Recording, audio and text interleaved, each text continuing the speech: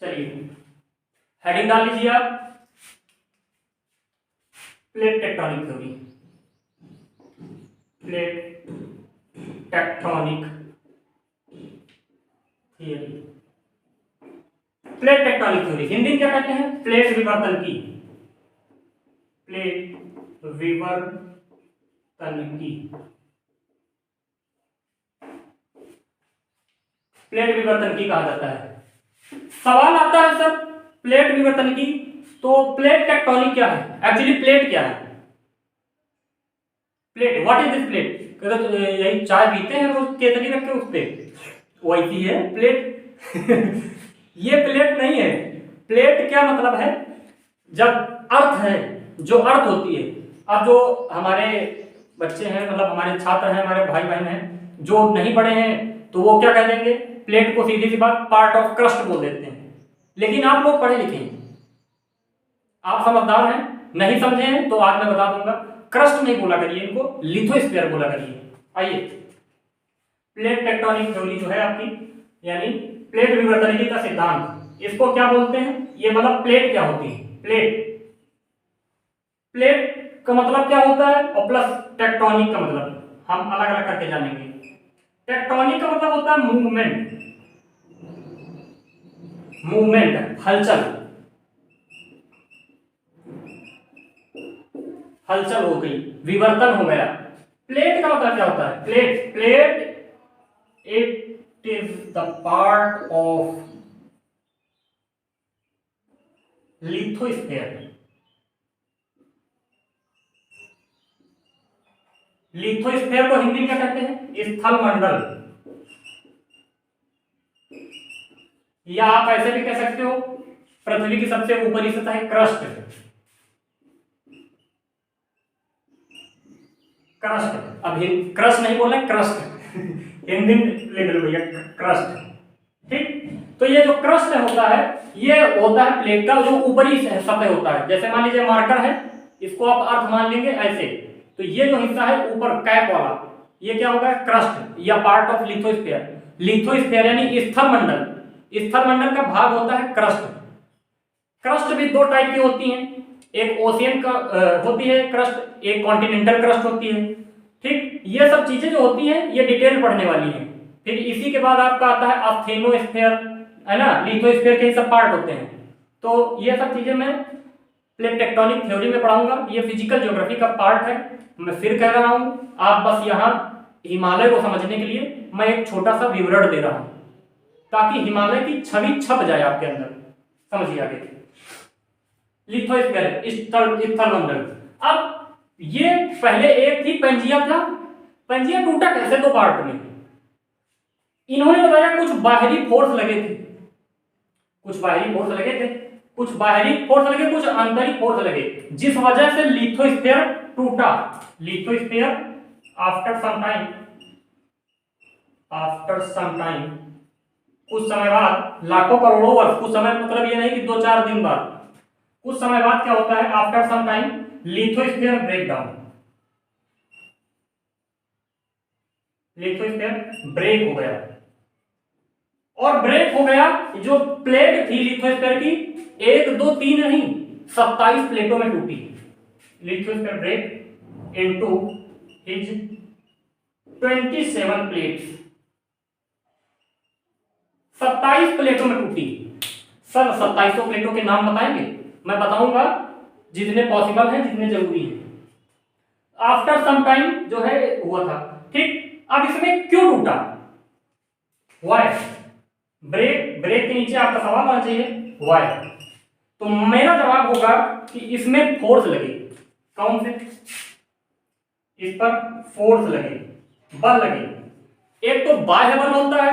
अब जैसे क्या तुम काम नहीं कर रहे हो, पिताजी आए पीछे, दिन झापड़ के कर पट फोन देख रहा हूँ, देर से क्या देख रहे हो? अब पता लगा तुम जुबिन नौटियाल गाना सुन रहे हो, नहीं किशोर कुमार दादाजी के गाना सुन रहे हो। पिताजी आपको फोन दिलाए, रिचार्ज करवाएंगे, भैया पढ़ाई करो, तो फिर क्या बुरा लगेगा? तो बड़ा बाहर चट्टा खटाक से अपना काम चालू कर दीजिए। अब अंदर से क्या फोर्स लगा? मान लो कभी कभी आप बैठे रहते हैं, अचानक से आपके अंदर जोश आता है कि यार वो देखो राम मिलन का सिलेक्शन हो चुका है, हमारा सिलेक्शन नहीं हो रहा, आपकी ही एक अंदर से फोर्स लगा। एक बाहर से बल लगा, एक अंदर से बल लगा, और बल लगा तो क्या हुआ, ग्राउंड से सिलेक्शन निकल आया। समझ गए, ये होता है। तो एक फोर्स लगता है एक्सोजेनेटिक, एक होता है एंडोजेनेटिक, यानी बाह्य बल, बाह्य बल और आंतरिक बल। सर बाह्य बल कौन से होते हैं? गुरुत्वाकर्षण बल मान लीजिए, ग्रेविटेशनल फोर्स जैसे अर्थ का हो गया, या मून, सन, ये सब आप लिखेंगे, मून, सन, अर्थ, इनका जो gravitational force, gravitational force of moon, sun and earth, यानी पृथ्वी, सूर्य, चंद्रमा का जो गुरुत्वाकर्षण बल हुआ, ये बाह्य बल हो गया। आंतरिक बल क्या होता है? लावा, लावा, मैग्मा, ये सब चीजें। तो लावा मैग्मा भी जो है क्या होता है, नीचे खौलता रहता है। अब आप इसके लिए पढ़ोगे कन्वेक्शन करंट थ्योरी, ये सब फिजिकल का पार्ट है, फिर भी आप हल्का हल्का समझिए। अंदर से बल लगाया है, लावा लगाता है, CO2 रिलीज करता है, और ऊपर से क्या हो रहा है, ग्रेविटेशनल फोर्स लग रहा है। इस वजह से ये प्लेट क्या हो, जब ऊपर से दबा दें पापा, नीचे से अपने आप, तो दबा दे कस के बीच से निकल रहा है, ये सिलेक्शन। समझ गए? जब भाई धक्का लग रहा दोनों तरफ से, तो बीच में उत्पाद बनना है। ठीक, इतनी बात क्लियर हो गई। अब बात करते हैं किस किस प्लेट में टूटा था। तो मैं इन प्लेटों के नाम जो है आपको बताऊंगा दो प्रकार से। प्लेट्स, अब इन प्लेट्स में क्या होता है, प्लेट्स की अगर बात करें तो प्लेट्स दो टाइप से मैंने बताया आपको। एक तो होती हैं लार्ज प्लेटेस,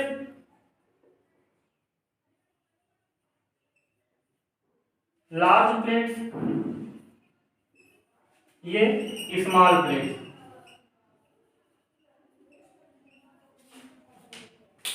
बड़ी प्लेटें, छोटी प्लेटें, तो आपको बड़ी वाली सब याद रखनी है, छोटी वाली भूल जाएंगे चल जाएगा, कोई दिक्कत नहीं है। समझ रहे हैं? मैं लिखता हूं एक एक करके, आप देखिएगा। सबसे पहले आप लिखेंगे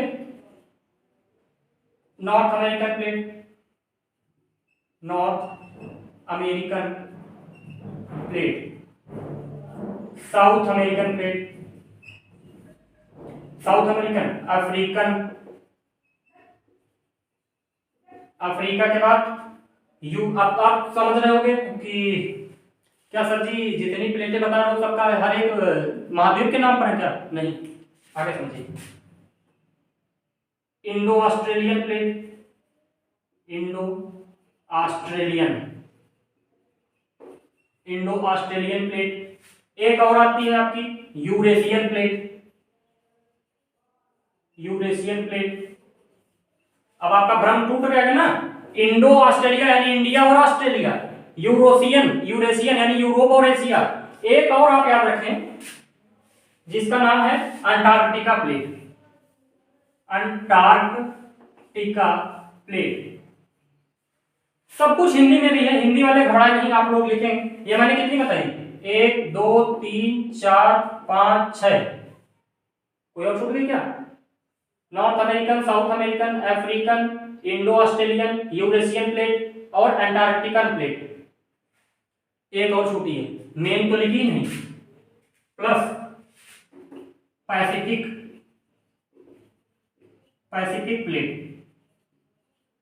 पैसिफिक ओशन वाली, प्रशांत महासागर वाली, ये 7वें नंबर की है, ये यहां पहले की है। तो आपने देखा कि मैंने बताया आपको 7 प्लेटें हैं मेजर प्लेटें, लार्ज कह लीजिए major plate, major plate, north American plate, south American plate, African plate, Indo Australian plate, Eurasian plate and next one is the Pacific plate. आप याद रख लीजिए Pacific plate is the largest plate, largest plate in all. सब में सारी जितनी भी प्लेटें हैं उसमें पैसिफिक प्लेट जो है, प्रशांत महासागर की जो प्लेट है सबसे बड़ी है। लार्ज। स्मॉलेस्ट प्लेट, जो प्लेटें हैं इनमें मैं एक दो नाम बता देता हूं, बाकी आप ज्यादा टेंशन मत लीजिए। क्या है वो नाम आप जान लीजिए। जैसे एक तो आपको याद रखना है नजाका। नजाका, नजाका जो है स्मॉलेस्ट प्लेट है, आप याद रखेंगे स्मॉलेस्ट इन ऑल। जितनी भी प्लेटें हैं उसमें सबसे छोटी अगर प्लेट पूछे नजाका, सबसे बड़ी पूछेगा पैसिफिक। इसके बाद और भी हैं Philippines, Philippines plate, Philippines plate, Caribbean plate, Caribbean plate, ठीक, Caribbean plate, Philippines plate, Nazca plate, Japanese plate, Japanese plate etcetera. ये हालांकि 20 हैं लेकिन आपको 20 नहीं याद रखनी। ये याद रखें नजाका, फिलीपींस प्लेट, कैरेबियन प्लेट और जापानीज प्लेट, ये सारी प्लेटें हैं छोटी वाली। तो आप समझ चुके हैं कि प्लेटों को मैंने बता दिया है। 27 प्लेटें टूटी, सबके नाम आप कितने याद रखना है आपको, ये सातों याद रखेंगे। नजाका सबसे छोटी है, ये याद रखना है। एक बार स्क्रीनशॉट ले लीजिए। अब हम आपको सारी ये प्लेटें जो बड़ी वाली हैं, ये आपको मैं मैप में बनाकर दिखाता हूं, ठीक। थोड़ा सा समय दीजिएगा, पूरा वर्ल्ड मैप बनाना है तो ज्यादा अच्छा नहीं बने, जैसा बनेगा आप उसको समझिए। ऑक्सफोर्ड स्टूडेंट आप अपने साथ रखिए। अगर आपके पास एटलस ऑक्सफोर्ड नहीं है तो फिर आप समझ लीजिए कहीं ना कहीं गड़बड़ कर रहे हैं।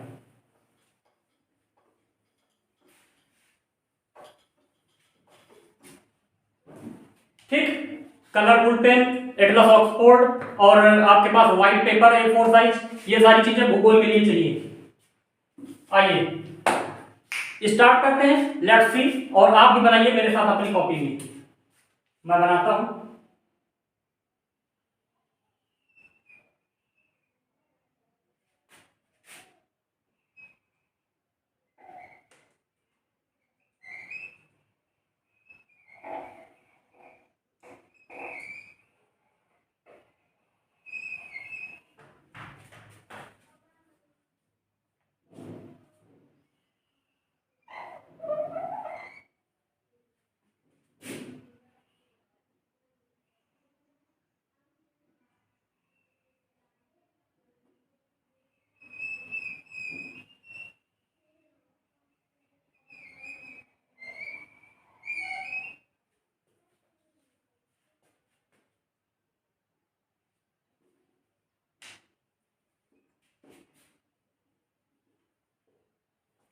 थोड़ा सा समय दीजिए, बनाने में टाइम लगेगा। आप भी बनाइए मेरे साथ, मैं प्रयास कर रहा हूँ बहुत जल्दी बनाने का।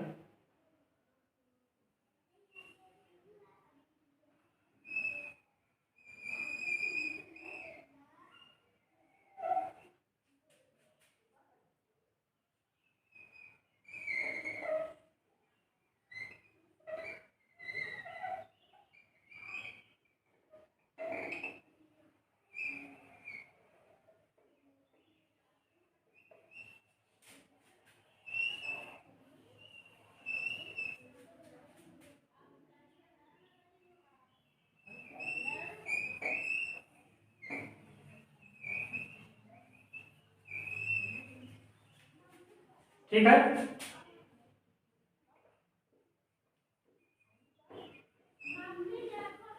ये सब आपका इंडोनेशिया इधर आपका पड़ा है। नीचे से आप देखेंगे जो है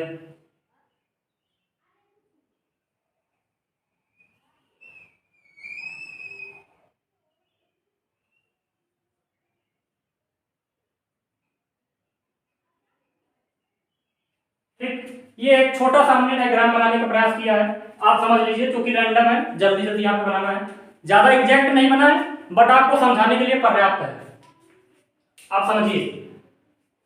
तो मैं जो समझाना चाह रहा था, सारी प्लेटों को मैं यहाँ पर नाम दे देता हूँ।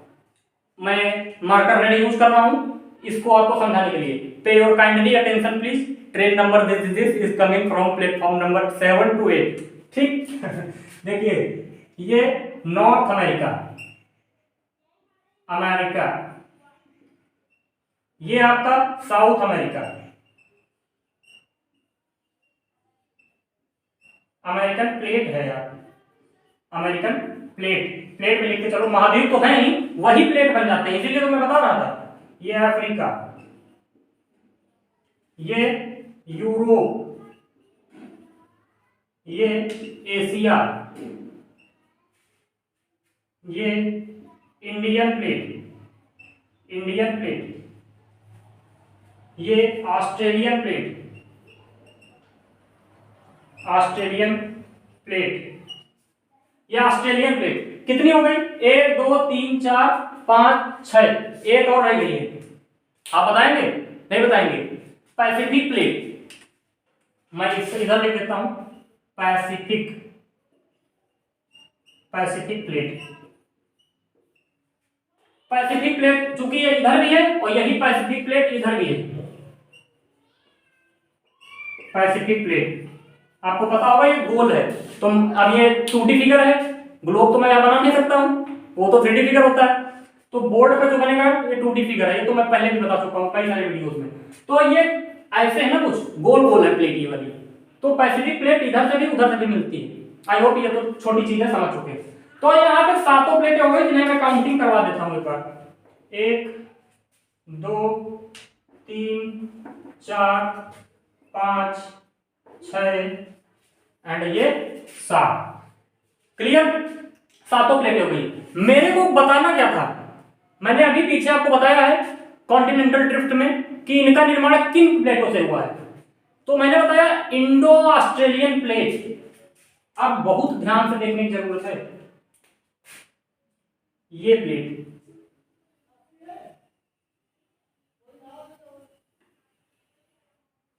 इंडो ऑस्ट्रेलियन प्लेट, ठीक। इसके बाद ये आप ले लीजिए,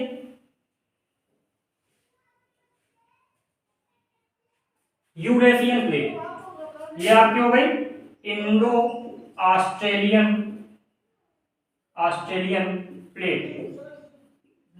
ये कौन सी है? Eurasian plate, Eurasian plate. ये यूरेशियन प्लेट है, ये इंडो ऑस्ट्रेलियन प्लेट है। बात आती है सर बीच में, आप देखो, आप ध्यान से देखोगे तो यहां बीच में जगह छूट रही है। ये जगह क्यों छूट रही है, आपको यही चीजें समझानी है, तो इसके लिए आप ध्यान रखें। मैं इस जगह को भरूं पहले, कैसे, देखिए ये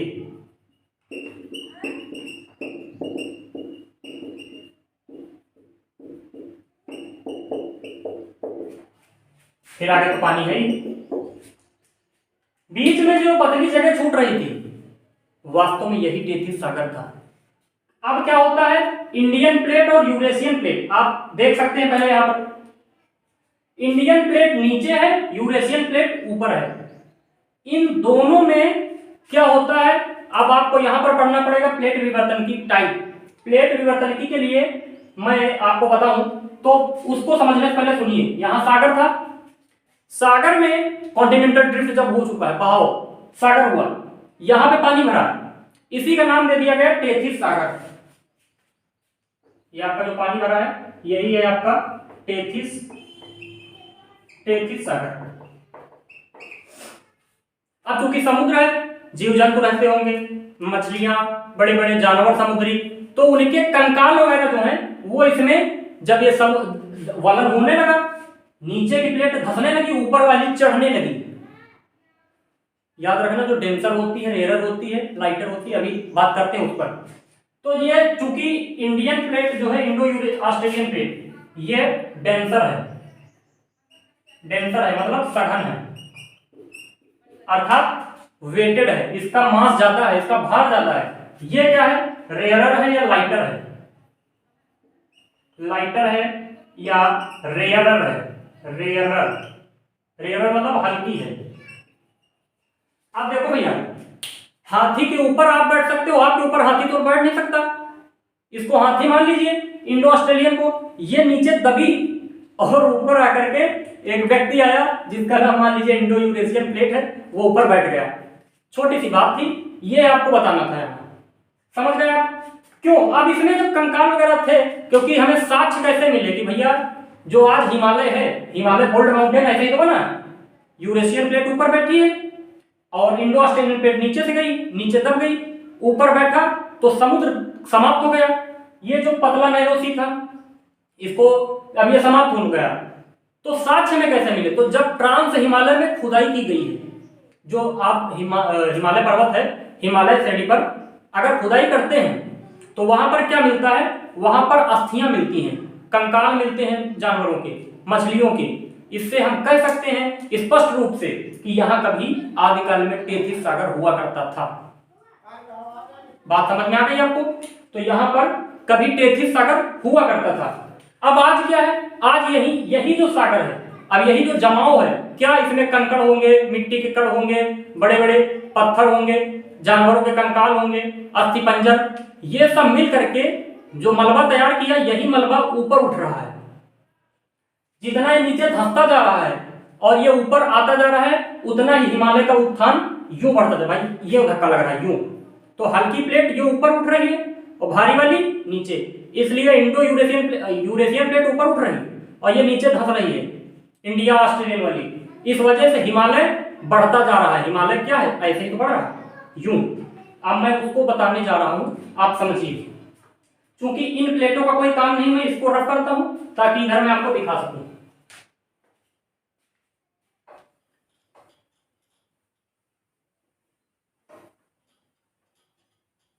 ये सारा चीजें आप प्लेट टेक्टोनिक थ्योरी पढ़ रहे हैं मेरे हिसाब की। देखिए अब ये बात मेरे को बताना है कि कैसे उठती है, कैसे गिरती है। तो पहले मैं बता दूं, प्लेट मूवमेंट जो होता है 3 प्रकार से होता है। प्लेट मूवमेंट,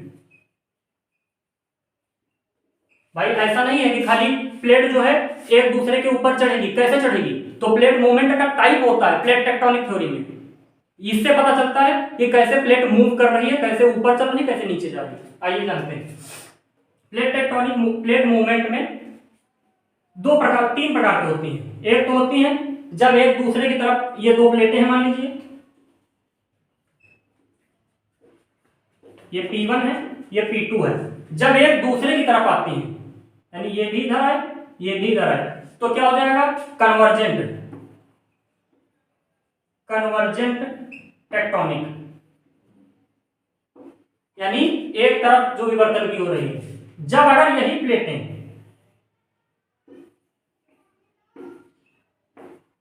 एक दूसरे से दूर जाएं, इधर खींच ले रहा है, इनको इधर खींच ले रहा, टकराव बढ़ा रहा है कोई, ये दोनों हैं आपस में मिलना चाहते हैं, तो मिलने वाले लोग भी सपोर्ट कर रहे हैं, मिल जाओ कोई दिक्कत नहीं। बट ये जो है ये भाग रहे हैं। वो क्या होता है ना, बता दिया कि कल जो है भाई साहब है, किसी की मान लीजिए है, तो उससे बोल दिया कि ये कल वहां थे, अब ये मिर्चा लगा दिए, दरार बन गई और ये क्या हुआ? दूर जाने लगे। फिर एक स्टोरी पे आती है तीसरी, उसको क्या बोलते हैं? Transform tectonic. इसमें क्या होगा? एक ये प्लेट, एक ये प्लेट, P2 P1, ये कैसी है? Divergent tectonic. ये वाली जो होती है, ये वाली में एक ऊपर प्लेट जाती है, एक नीचे जाती है, एक दिन पर दिन बढ़ता जाता है, एक दिन पर दिन घुसता जाता है। इसको कौन से बोलते हैं? ये वाली जो थ्योरी होती है, इसको हम नाम दे देंगे जो है ट्रांसफॉर्म टेक्टोनिक।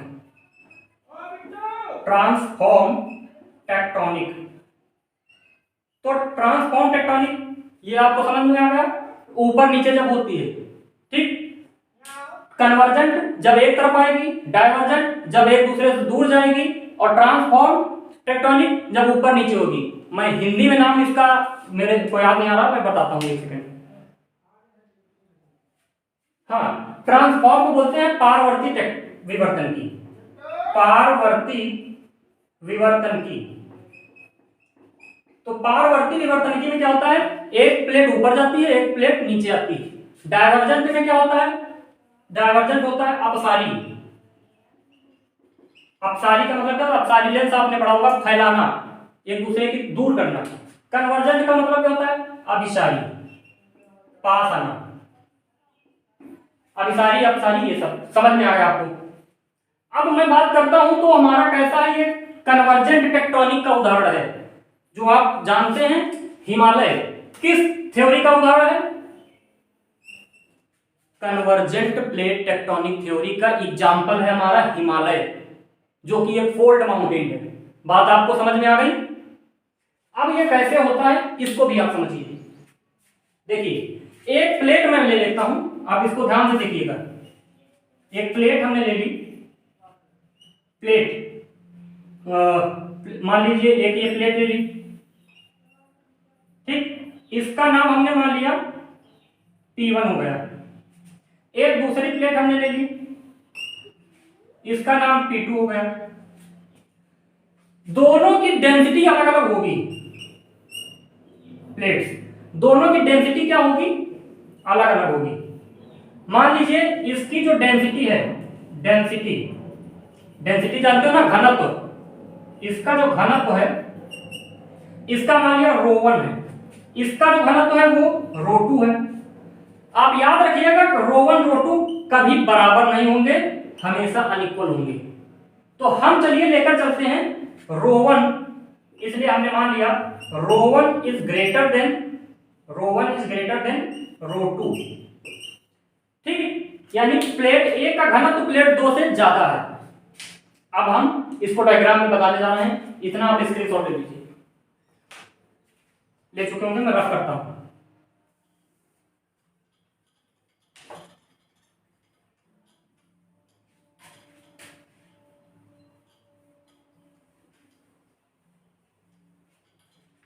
आइए समझिए।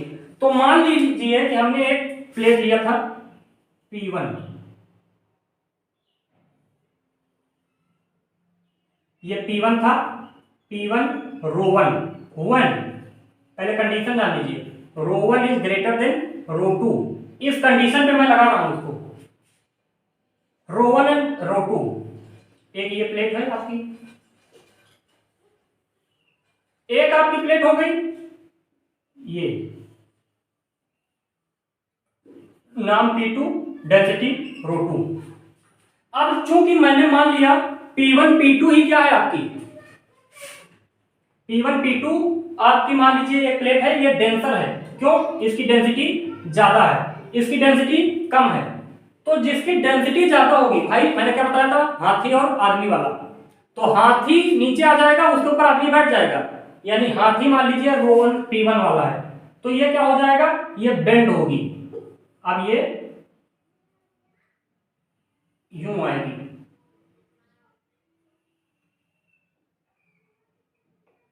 समझ रहे हैं, ये नीचे झुक जाएगी। अब जो हल्का है, इसको मान लिया मैंने हाथी है, हाथी, ये क्या है, आदमी।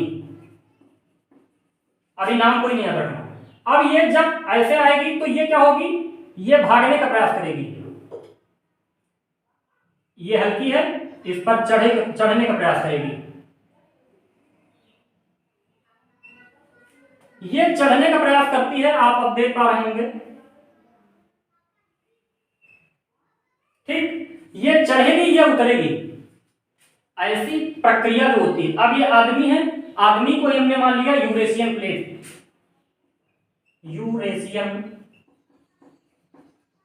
प्लेट, इसको हमने मान लिया Indo Australian plate, Indo Australian plate. अब आप देख पा रहे होंगे ये जो नीचे झुक गई है, क्योंकि ये क्या थी, इसकी डेंसिटी ज्यादा है, ρ1 ज्यादा है, और इसकी डेंसिटी कम है, तो ये ऊपर उठ रहा है। ये हलचल जिस जोन में हो रही है, इतने से जोन में जो हो रहा है, यही तो हो रहा है, ऊपर ये नीचे आ रही है, ये ऊपर बढ़ रही है। बात क्लियर? जो ये हो रहा है, ऐसे जोन को, इस जोन को हम नाम देते हैं सबडक्शन जोन, सबडक्शन जोन क्यों? क्योंकि प्लेट यहां पर क्या हो रही है, ρ1 वाली प्लेट सबडक्ट कर रही है, धंस रही है, ठीक। इसको हिंदी में कहते हैं बेनी ऑफ क्षेत्र, बेनी ऑफ क्षेत्र। मतलब क्या है, जो प्लेट नीचे धंस रही है उसको जो इस प्रकार का क्षेत्र होगा, ये आपका क्या कहलाएगा, जो है सबडक्ट कर रहा है। अब चूंकि सबडक्ट कर रहा है, तो ये जोन आपका सबडक्शन जोन कहला रहा है, आपका पूरा इतना। इस क्षेत्र का जो प्लेट नीचे जा रही है इसका टेम्परेचर भी होगा, इसका जो टेम्परेचर है वो किस में बदल रहा है, नीचे जा रहा है।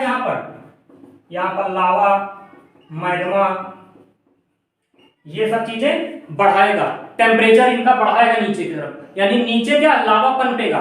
और जो ये ऊपर उठ रहा है ये क्या कर रहा है भैया, आप ध्यान से देखिए, ये ऊपर उठ रहा है, ये दिन पर दिन आगे ही बढ़ता जा रहा है।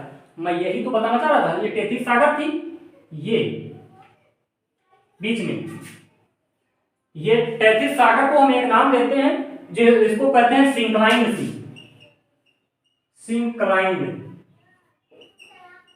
सिंक्लाइंड सी। अगर जो कोई नैरो स्ट्रिप होती है, नैरो स्ट्रिप का मतलब क्या होता है, कोई पतली समुद्र, पतली समुद्र रेखा जो होती है दो प्लेटों के बीच की होती है, उसको सिंक्लाइंड सी बोलते हैं, यानी पतला, नैरो सी, पतली सी रेखा। अब यही पतली सी रेखा यहाँ पर है, लेकिन ये क्या हुआ, ये अब दब गई, ये खत्म हो गया है। और अब क्या बनना है, अब आप देख पा रहे हैं ये दिन पर दिन ऊपर बढ़ते जा रहा है, ये ऊपर बढ़ना, यही है आपका हिमालय, समझ रहे हो, ये है हिमालय, इसका नाम दे दीजिए हिमालय। हिमालय का निर्माण इस तरह से हो रहा है, आपको समझ में आया। P1 रो1 नीचे धंस रही, P2 और रो2 ऊपर उठ रही है, तो ये ऐसी प्रक्रिया चल रही है। ऐसे पहले यूं आती है, जो ये भारी है, 3 मार्कर वाली भारी है, एक की हल्की, ये नीचे ये ऊपर, ऐसे उठता चला जा रहा यूं, और ये आज भी उठ रहा है। और इसमें जब हमने खुदाई की तो हमको पता चला आज भी कंकाल है यहाँ, इसलिए स्पष्ट है कि ये जो नैरो स्ट्रिप मैंने आपको दिखाई थी अभी इसी के नीचे, ये जो लाल वाली थी यहाँ कभी सी था, लेकिन आज क्या है, ये पट चुकी है और ये अब कैसी हो चुकी है, अब ये जाकर के यूं उठ चुकी है, एक में मिल गया है और ये दिन पर दिन ऊपर उठ रहा है। ये प्लेट टेक्टोनिक थ्योरी है। अभी ये प्लेट टेक्टोनिक का मैंने एक छोटा सा प्रारूप दिया है आपको, और अच्छे से मैं डिटेल में एक्सप्लेन करूंगा जब फिजिकल जियोग्राफी पढ़ाऊंगा। कॉन्टिनेंटल ड्रिफ्ट थ्योरी मैंने पढ़ा भी दी है डिटेल में, और डिटेल में पढ़ना है आप आगे वेट करिए, और भी नई चीजें जोड़ूंगा फिजिकल जियोग्राफी जब पढ़ाऊंगा। लेकिन ये इसका सेंटिमेंटल था। तो आज आपका आंसर था हिमालय की उत्पत्ति कैसे हुई है, क्यों हुई है। तो ये दोनों सवालों के जवाब मेरे को लगता है 2 थ्योरी मैंने जो दी हैं इनसे क्लियर हो चुका होगा। अब कोई आपको सवाल परेशान नहीं होना चाहिए, नहीं करना चाहिए। और आपको पता होना चाहिए दुनिया की सबसे ऊंची पर्वत श्रेणी कौन सी है, तो यही हिमालय ही है, सबसे ऊंची पर्वत श्रेणी, सबसे ऊंची पर्वत श्रेणी। अगर आपसे बात करी जाए सबसे चौड़ी पर्वत श्रेणी कौन सी है, बता पाएंगे? दुनिया की सबसे चौड़ी पर्वत श्रेणी जो आपकी है, यहां पे आप देखोगे नॉर्थ अमेरिका पड़ता है, नीचे साउथ अमेरिका पड़ता है। नॉर्थ अमेरिका में है रॉकीज पर्वत श्रेणी जो है दुनिया की सबसे ऊंची पर्वत श्रेणी है, सबसे चौड़ी पर्वत श्रेणी है रॉकीज, सबसे चौड़ी रॉकीज। और अब रॉकीज का निर्माण भी ऐसे ही हुआ था, पैसिफिक प्लेट नीचे धंसी और नॉर्थ अमेरिकन प्लेट ऊपर उठी। ये भी फोल्ड माउंटेन का उदाहरण है। सबसे लंबी पर्वत श्रेणी कौन सी है, आपको पता होना चाहिए। नॉर्थ अमेरिका के बगल में क्या था, मैंने अभी बताया था पैसिफिक प्लेट थी, ठीक, तो भूलना नहीं। सबसे लंबी अगर हम बात करें, सबसे लंबी पर्वत श्रेणी कौन सी है, एंडीज दादा, एंडीज कहां है, साउथ अमेरिका। और सबडक्ट कौन सी प्लेट करती है, पैसिफिक ओशन वाली, पैसिफिक प्लेट इधर भी, पैसिफिक उधर भी। रॉकीज और एंडीज के लिए जो रिस्पेक्टिव प्लेट होती है, अपेक्षित प्लेट, वो आपका पैसिफिक प्लेट काम करती है। और इंडो ऑस्ट्रेलियन में और यूरेशियन में इंडो ऑस्ट्रेलियन जो है रिस्पेक्टिव का काम करती है, ठीक। आप स्क्रीन शॉट एक बार ले लीजिए, पूरा रायता फैला दिया मैंने बोर्ड में ठीक। अब आपसे एक सवाल है, सवाल ये है कि आपको ये क्लास कैसी लगी है। क्या आपने ये चीजें जो पढ़ी है मेरे से आज समझ में आया है? क्या आपको ये क्लास अच्छी लगी है? इन तीनों का जवाब आपको आपके कमेंट बॉक्स में देना है। ठीक है, ये आपका काम है बस। बाकी मेरा काम है कंटिन्यूअसली पढ़ाना। अब कल हम लोग हिमालय पे चर्चा करेंगे, इसके भागों को पढ़ेंगे, क्षेत्रों को पढ़ेंगे, ये सब आगे काम चलता रहेगा। उम्मीद है आपको ये क्लास बहुत अच्छी लगी होगी, उम्मीद है। बाकी लगी कैसी है कमेंट करें। ठीक, मिलेंगे हम लोग अगली क्लास में। और हाँ, एक बात और कहूँगा, आप लोग वीडियो लाइक और शेयर करना मत भूला करिए। और नए भाई हैं तो आपसे निवेदन है कि चैनल को सब्सक्राइब कर दीजिए, बेल आइकन भी दबा दीजिए, जिससे मेरी हर क्लास का, वैसे भी रोज 8 बजे आती है, तो आपको हर क्लास का नोटिफिकेशन मिलता रहेगा। ठीक है, तो मिलेंगे अगली क्लास में। तब तक के लिए अपना ख्याल रखिए, स्वस्थ रहिए, मस्त रहिए और पढ़ाई करते रहिए। नमस्कार, जय हिंद।